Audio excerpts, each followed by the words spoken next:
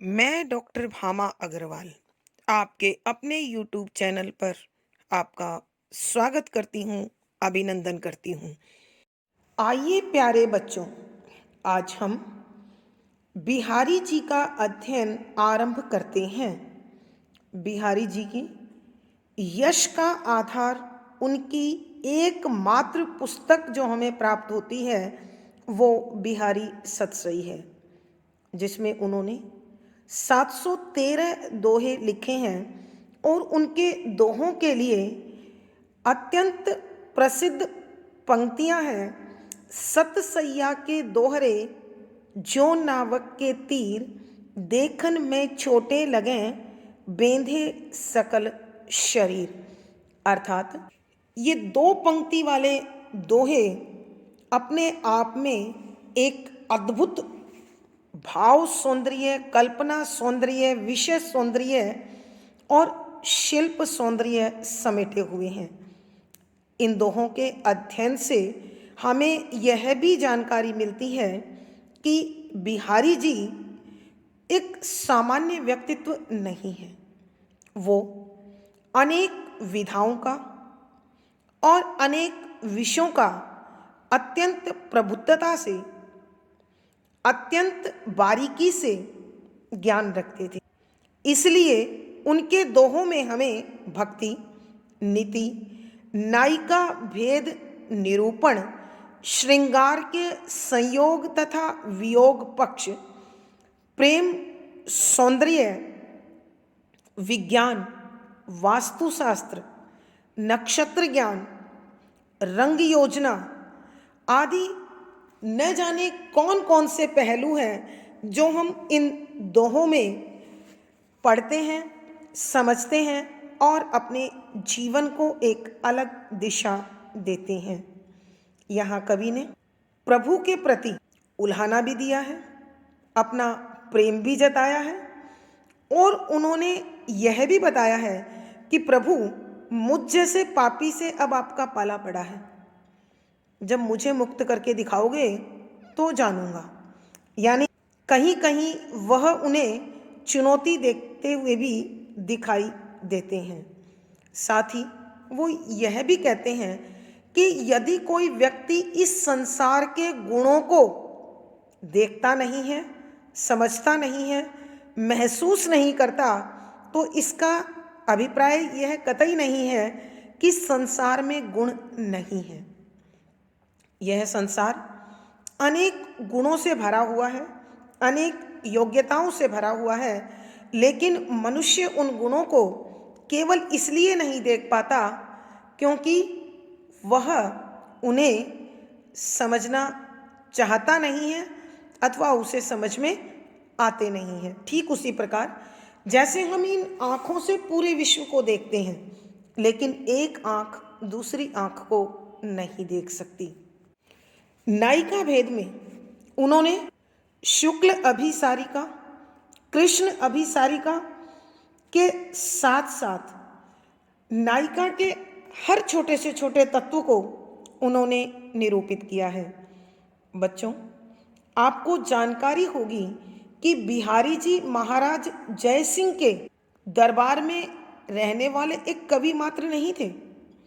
उन्होंने एक विश्वसनीय सलाहकार, एक उत्तम पथ प्रदर्शक की भूमिका भी इन दोहों के माध्यम से आप पाएंगे कि वो निभा रहे हैं। तो हम यही कहेंगे, बिहारी जी के ये दोहे वास्तव में अपने अंदर बहुत कुछ समेटे हुए हैं।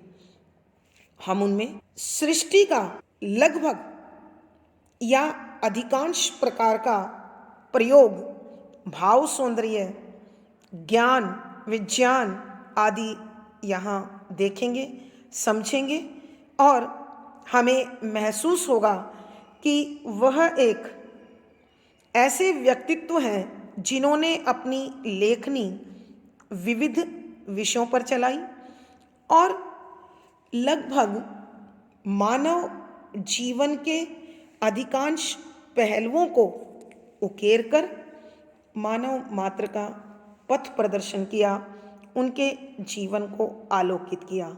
आइए देखते हैं इन दोहों में कविवर क्या समझाना चाहते हैं। सोन जूही सी जगमगती, अंग अंग जोबन ज्योति, सुरंग कसुम्भी कंचुकी, दुरंग देह दुति होती। प्रसंग। प्रस्तुत दोहा हमारी हिंदी की पाठ्य पुस्तक मध्यकालीन काव्य कुंज में संकलित रीति सिद्ध कवि द्वारा रचित बिहारी सतसई के दोहों से लिया गया है। संदर्भ। इस दोहे में रीति सिद्ध कवि बिहारी जी नायिका के गौर वर्ण रंग का वर्णन कर रहे हैं और उसके शारीरिक सौंदर्य को चार चांद लगाते लाल और गुलाबी वस्त्रों की आभा का बड़ा मुक्त कंठ से प्रशंसा के साथ चित्रण करते हुए लिखते हैं कि व्याख्या। शब्दों के अर्थ साथ साथ। सोन जूही एक बेल का नाम, सी के समान, जगमगती चमकती है, शोभायमान है, प्रभामय है, आभामय है, अंग अंग शरीर के प्रत्येक भाग,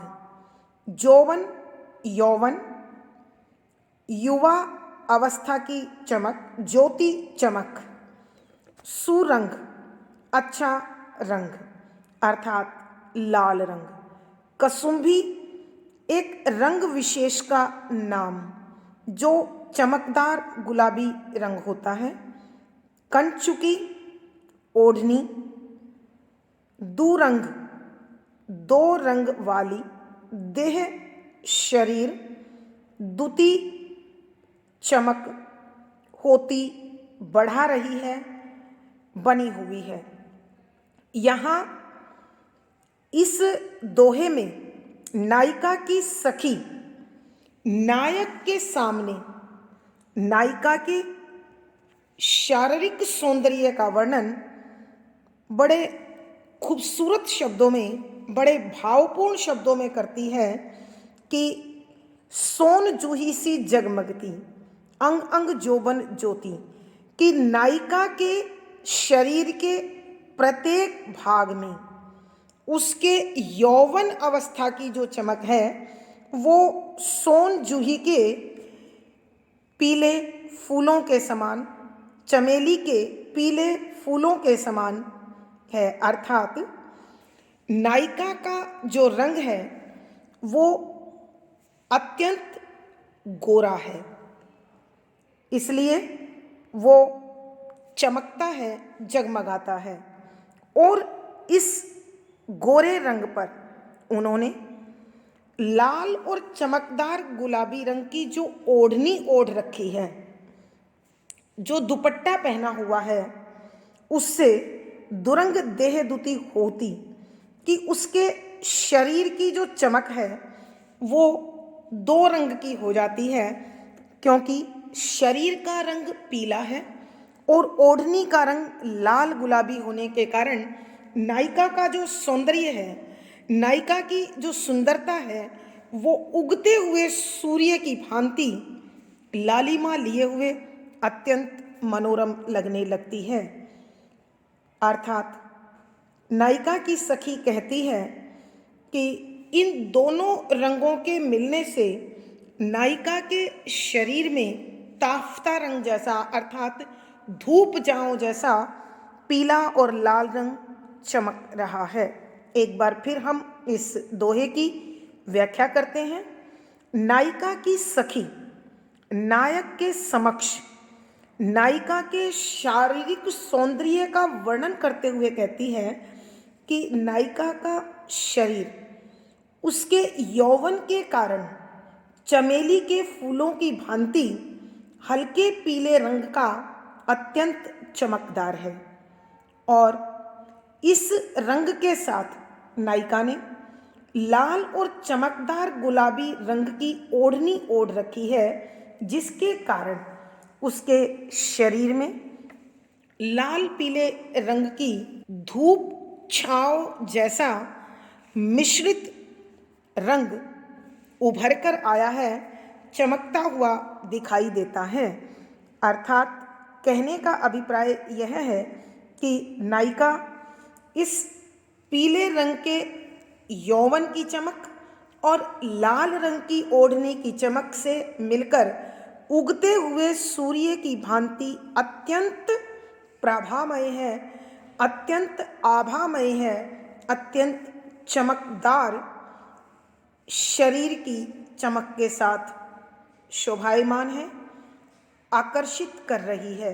भावार्थ, कवि के कहने का भाव यह है कि नायिका अपने रंग और पहनावे के कारण अत्यंत आकर्षक लग रही है। विशेष, यहाँ नायिका की युवा अवस्था में उसके रूप सौंदर्य का अत्यंत आकर्षक चित्रण किया गया है। शुद्ध साहित्यिक ब्रज भाषा का प्रयोग है, श्रृंगार रस माधुर्य गुण है, दोहा छंद गेय शैली और संगीतात्मकता है। इस दोहे में चित्रात्मकता स्पष्ट दिखाई दे रही है।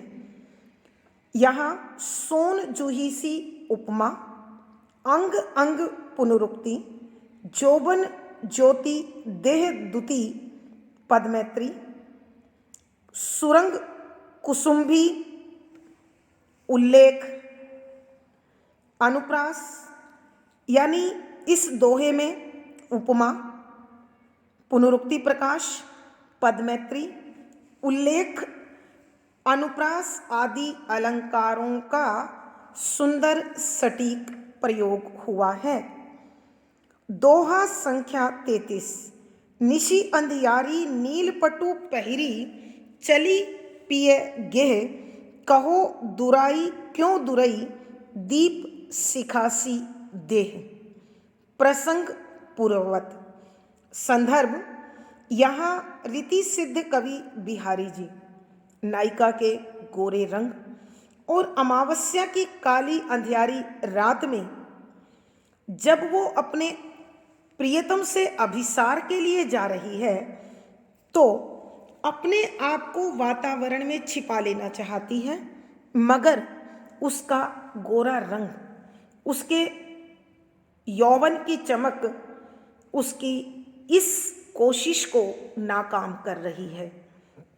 इसी प्रकार के भावों को स्पष्ट करते हुए कवि लिखते हैं कि शब्दों के अर्थ साथ साथ निशी रात, अंधियारी अंधेरी, नील नीले रंग का, पटु वस्त्र पहिरी पहनकर चली चल पड़ी है, पिए प्रियतम, गेह घर, कहो बताओ, दुराई छिपाना या छिपने की कोशिश करना, क्यों किस प्रकार दुरई छिप सकती है, दीप शिखा दीपक की लो की भांति जगमगाती हुई, सी के समान देह शरीर। बच्चों, एक बार मैं आपका ध्यान आकर्षित करना चाहती हूँ बिहारी जी के दोहे 20 के साथ जो वर्णन आपको बताया गया है शुक्ल अभिसारिका और कृष्ण अभिसारिका का। वहाँ आपने पढ़ा था कि कवि ने शुक्ल अभिसारिका यानी चांदनी रात में सफ़ेद वस्त्र और उजले आभूषणों के साथ अपने प्रिय से अभिसार करने वाली नायिका शुक्ल अभिसारिका कहलाती है, जबकि अमावस्या की काली अंधियारी रात में अपने आप को अंधकार में छिपाने के लिए नीले अथवा काले रंग के वस्त्रों को धारण कर जब नायिका अपने प्रियतम से अभिसार के लिए जाती है तो उसे हम कृष्ण अभिसारिका कहते हैं। यहाँ बिहारी जी की नायिका इसी प्रकार की कृष्ण अभिसारिका है। देखिए, कवि कह रहे हैं निसी अंधियारी कि रात अंधेरी है, नील पट्टू पहरी कि नायिका ने नीले रंग के वस्त्र पहन लिए हैं, चली पिए गेह, और अपने प्रियतम से अभिसार करने के लिए उसके घर पर जा रही है, लेकिन वह अपने इस लक्ष्य में पूर्ण क्यों नहीं हो पा रही है, अपने आप को अंधेरे में क्यों नहीं छिपा पा रही है? इसका कवि कारण बता रहे हैं। कहो बताओ दुराई क्यों दुरे, कि छिपाने से वो कैसे छिप सकती है, क्योंकि दीप शिखासी देह, कि उसका जो शरीर है वो दीपक की लो की भांति पीला चमकता हुआ है, उगते हुए सूरज जैसा चमकीला है, दीपक की लो जैसा चमकीला है, तो अंधेरे में दीपक को छिपाया नहीं जा सकता। ऐसी स्थिति में नायिका भी सबकी नज़रों से बचने की कोशिश तो कर रही है, मगर वो बच नहीं पा रही है। एक बार फिर हम इस दोहे की व्याख्या करते हैं। कविवर बिहारी जी लिखते हैं कि नायिका की सखी नायिका को समझाने की कोशिश कर रही है कि हे सखी, ये ठीक है रात अंधेरी है और तुमने नीले रंग के वस्त्र पहन लिए हैं और तुम अपने प्रियतम से अभिसार के लिए इस अंधेरी रात में सबसे छिपकर उसके घर की ओर चली जा रही हो। लेकिन एक बात बताओ, कहो दुराई क्यों दुरे दीप सिखासी देह, परंतु हे सखी तुम एक बात बताओ, तुम्हारा यह शरीर दीपक की लो की भांति चमकने वाला है, तो तुम चाहे इसे इस अंधेरे में छिपाने की कोशिश कितनी भी करो, मगर तुम छिप नहीं सकती हो। अर्थात इतने सुंदर रंग रूप के साथ इस अंधकार में छिपना तुम्हारे द्वारा संभव नहीं है। भावार्थ, कवि के कहने का भाव यह है कि बेशक नायिका कृष्ण अभिसारिका है, लेकिन उसका गोरा रंग उसके मनोवांछित लक्ष्य में, इच्छा में बाधा रुकावट बना हुआ है। विशेष यहाँ कवि ने नायिका के गोरे रंग का अत्यंत सजीव चित्रण किया है। शुद्ध साहित्यिक ब्रज भाषा का प्रयोग है, श्रृंगार रस माधुर्य गुण है, दोहा छंद गेय शैली और संगीतात्मकता है। यहाँ पिए गेह, पदमैत्री, कहो क्यों, प्रश्न, दीप सिखासी, उपमा, अतिशयोक्ति, अनुप्रास आदि अलंकारों का सुंदर सटीक प्रयोग हुआ है। दोहा संख्या 34। मकराकृति गोपाल के सोहत कुंडल कान, धर्यो मनोह्य घर समरू, ड्योड्यू लसत निशान। प्रसंग पूर्ववत। संदर्भ, यहाँ कवि बताना चाहते हैं कि नायिका की सखी नायिका को बता रही है कि श्री कृष्ण के कानों में जो मछली के आकार के, मगर के आकार के कुंडल हैं, उन्हें देखकर तो ऐसा लगता है कि तुम्हारी प्रशंसा और तुम्हारे रूप सौंदर्य का जो वर्णन मैंने उनसे किया है, उसने उनके हृदय में अपना आसन बना लिया है, अर्थात वो तुमसे प्रेम करने लगे हैं। ऐसा भाव स्पष्ट करते हुए कविवर इन शब्दों में, इस दोहे में लिखते हैं कि व्याख्या। पहले शब्दों के अर्थ। मकराकृति, मछली अथवा मगरमच्छ की आकृति के समान।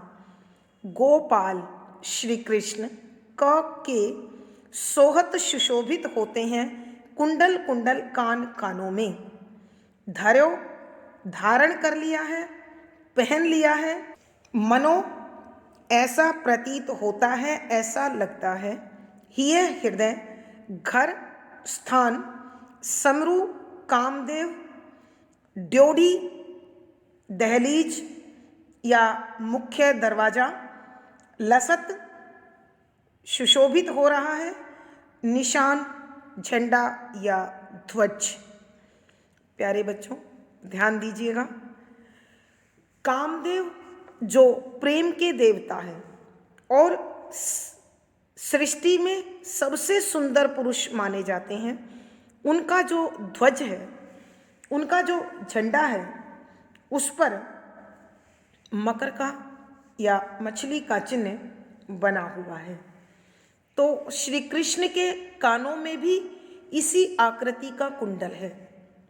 यहाँ नायिका की सखी इसका प्रयोग क्यों कर रही है? नायिका की सखी ने नायिका के रूप, सौंदर्य, उसके सुंदर नेत्रों का वर्णन पिछले दोहों में किया है। नायिका ने बोला है और नायक ने कानों से सुना है, और जो हम सुनते हैं उसका असर हमारे हृदय पर होता है। तो श्री कृष्ण के हृदय में भी नायिका के सौंदर्य का स्थान बन गया है और नायिका के प्रति उनके हृदय में प्रेम का भाव जन्म ले चुका है। तो ऐसा ही भाव यहाँ नायिका की सखी नायिका के समक्ष प्रस्तुत कर रही है। देखिए, कविवर बताते हैं कि नायिका की सखी नायिका को बता रही है कि श्री कृष्ण के कानों में मकराकृति गोपाल की, कि श्री कृष्ण के कानों में जो मगर की आकृति वाले कुंडल हैं, शोहत कुंडल कान, जो कुंडल कानों में सुशोभित हो रहे हैं, ऐसा लगता है धर्यो मनो हिय घर सिमरू, कि कामदेव ने उनके हृदय में अपना घर कर लिया है, अपना स्थान बना लिया है, जिसमें तुम बस रही हो। डोडी लसत निशान और कानों के ये कुंडल मानो उस हृदय के मुख्य द्वार पर तुम्हारी जीत का ध्वज लेकर लहरा रहा हो। एक बार फिर बच्चों, हम इस दोहे की व्याख्या कर रहे हैं। कविवर बताते हैं कि नायिका की सखी नायिका से बता रही है कि हमारे नायक श्री कृष्ण के कानों में जो मकर की आकृति वाले कुंडल शोभायमान हैं, उन्हें देखकर ऐसा लगता है मानो तुम्हारे प्रेम की जीत का वो निशान हो, क्योंकि जो तुम्हारे रूप सौंदर्य का वर्णन मैंने अपने मुख से किया है, वो उनके कानों के माध्यम से उनके हृदय तक पहुंचा है, और तुम्हारी सुंदरता ने उनके हृदय में प्रेम के भाव को जन्म दे दिया है। अब वो तुमसे प्रेम करते हैं, तुमसे मिलना चाहते हैं, ऐसा मुझे प्रतीत हो रहा है। और तुम्हारी इस जीत का निशान बनकर कानों का ये कुंडल हमें अपनी जीत का संकेत दे रहा है, जिसमें श्री कृष्ण तुम्हारे समक्ष अपना हृदय हार चुके हैं। भावार्थ, कवि के कहने का भाव यह है, नायिका का मन जीतने की कोशिश की है। विशेष यहाँ श्री कृष्ण के कानों में पहने हुए मकर आकृति के कुंडलों की बड़ी सुंदर चर्चा की है। शुद्ध साहित्यिक ब्रज भाषा का प्रयोग है, श्रृंगार रस माधुर्य गुण है, दोहा छंद गेय शैली और संगीतात्मकता बनी हुई है। यहाँ चित्रात्मक शैली भी है। इस पद में अनुप्रास कुंडलकान, हिय घर, रूपक, मनो उत्प्रेक्षा, अनुप्रास, रूपक, उत्प्रेक्षा आदि अलंकारों का सुंदर सटीक प्रयोग हुआ है। दोहा संख्या 35। लग्यो सुमनु हवे है सफलू, आतप रोसु निवारी, बारी बारी आपनी सींची सुहृदयता वारी। प्रसंग पूर्ववत संदर्भ, इस दोहे में रीति सिद्ध कवि बिहारी जी